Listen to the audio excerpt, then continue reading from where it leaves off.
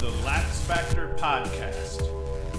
What is up, college lacrosse fans? It is D1 preseason poll time, and your lowly servant, as I've told you over and over again, has been blessed with a vote in Inside Lacrosse's media poll. So I want to take the next couple of weeks to break down my top 10, and I want to start with number 1, Notre Dame, because my wife told me you always go front to back. You never wipe back to front. So in this case here, we're going front to back. I'm going to start with my number 1 pick, and we're going to work our way back to number 10. So Notre Dame, offensively, Pat Kavanaugh, his 80 points and the Tewaaraton trophy that he won are gone. Also gone are fellow All-Americans Liam Entenmann, who was an absolute wall in cage in crunch time, and big boy midfielder Eric Dobson. But they have their leading scorer, Chris Kavanaugh. His 81 points are back. Devon McLane, the transfer, Ivy League transfer, his 45 points are back. Both of them were numbered All-Americans a season ago. Jake Taylor, 45 points. The dude's an absolute wizard with his stick, as the ESPN crew likes to say. When Jake Taylor is on the field for Notre Dame wins games. Jordan Faison, the guy who's just had a ton of success on the football team over the last 2 seasons here, his 30 points are back at the midfield, and as well as a slew of players that provide high-quality depth at the midfield. Riley Gray comes to mind, another incredible Dodger. Inside Lacrosse mentioned the number 1 freshman, Matthew Jeffrey, yet another football wideout that could cause defenses problems dodging downhill. So no shortage of talent. Now, when you lose a guy like Pat Kavanaugh, losing Dobson hurts, losing a Tewaaraton winner, a generational talent, a guy who had that dog in him like Pat Kavanaugh, that is going to really hurt you, because I always said about Notre Dame, Pat Kavanaugh had the proverbial dog in him, and the team kind of fed off of that, I felt like, and played with an attitude similar to him. Without him, does that carry on? Does his brother, the guy that carries on that legacy? You got a Kavanaugh on the team, you always have a shot. So that's going to be a big question, but I think from an offensive talent standpoint, I do not expect to see a drop-off in terms of offensive efficiency. This team has weapons everywhere from a dodging perspective, which is what a lot of people are going to wonder, how is Notre Dame going to do, creating slides, forcing defenses to slide, causing defenders to have to, have their head up and lose track of their man. Is that going to be the same without Kavanaugh? Maybe not, but I would posit that they have enough legitimate Dodgers on this team that they will be able to make do. They just have a lot of lacrosse players, guys that can just play offense. So I think that statistically, they're going to be in line with the team a season ago. I think it's going to just come down to how do they play in crunch time, and when crap hits the fan, what are they going to do? From a defensive standpoint, they lose the services of Entenmann. That hurts for sure. But returning, Shawn Lyght, just an absolute dirty defenseman.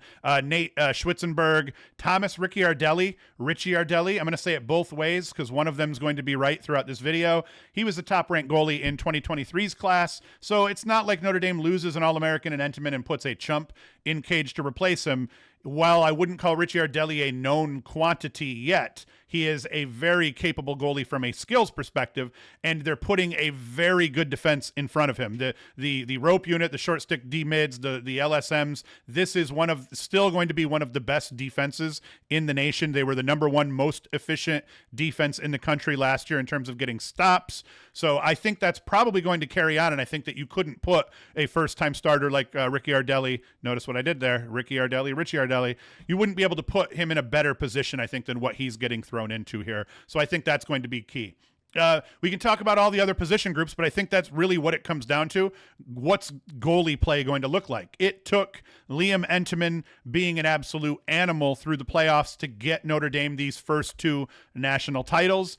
I presume it's going to take stellar goalie play again and stars aligning to get them that 3rd one. Let's be honest, winning a 3-peat just kind of seemed, winning a 2-peat is an impossibility that they pulled off.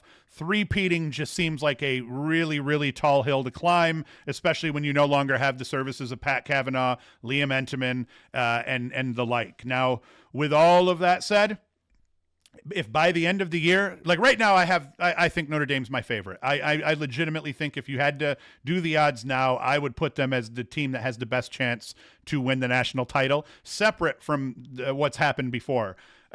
So let's be clear there, but everyone's going to be watching what happens between the pipes for Notre Dame. Can the shoes of Liam Entenmann be filled? That's going to be one place everyone's eyeballs are going to be on. And then offensively, what's this offense going to look like without Pat Kavanaugh? I know that they're going to put up points, and I know there's still going to be a tough draw, but is that what would you call it? Like the mythical, beast that dude was, is that power, is that energy, is that swagger, I guess you could say, still going to be there? And I think that there's a very good chance that there is. And Notre Dame, one way or another, they're going to be a tough draw for anyone. So that's it. In the next video, we're going to talk about Syracuse. Well, just like I'm going backwards here and going front to back instead of back to front, doing my 1 through 10 in that order, I'm also going to tell you in between each of these what we're going to talk about for the next video. So Syracuse is up next in the video, probably drop here Tuesday or Wednesday or so. I'm going to try to put out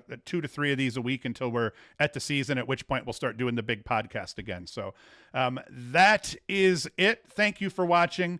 Thank you for listening. As always, you can go to LaxFactor.com to support us. You can get swag. We got a mug, which I'll probably replace with the LaxFactor t-shirt. We got t-shirts, all that crap. So you can go to LaxFactor.com, and all of the videos get put up there. So you can find everything new that we're doing there, and also support us by buying some crap. So that's it. Thank you for watching. Thank you for listening. And Hoost is out. The LaxFactor Podcast.